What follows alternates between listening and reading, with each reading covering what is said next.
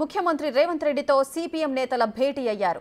CM ఇంట్లో CPM రాష్ట్ర కార్యదర్శి తమ్మినేని వీరభద్రం, జూలకంటి రంగారెడ్డి, సీతారాములు, వీరయ్య సమావేశమయ్యారు. పార్లమెంటు ఎన్నికల్లో మద్దతుపై చర్చ జరుగుతోంది.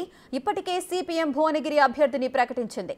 దీంతో కాంగ్రెస్ కు మద్దతిస్తారా, పోటీలో ఉంటారా అనేది సస్పెన్స్ గా మారింది. వారం క్రితమే సిపిఐ ఆఫీస్కు ఉప ముఖ్యమంత్రి భట్టి విక్రమార్క వెళ్లారు.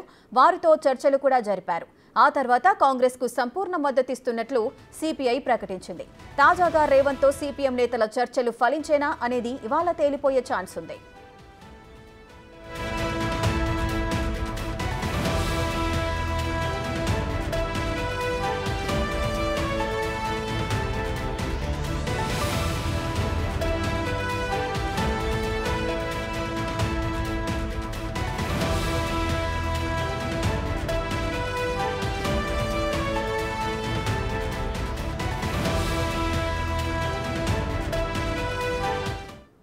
ముఖ్యమంత్రి రేవంత్ రెడ్డితో సిపిఎం నేతలు భేటీ అయ్యారు. సీఎం ఇంట్లో సిపిఎం రాష్ట్ర కార్యదర్శి తమ్మినేని వీరభద్రం, జూలకంటి రంగారెడ్డి, సీతారాములు, వీరయ్య సమావేశమయ్యారు.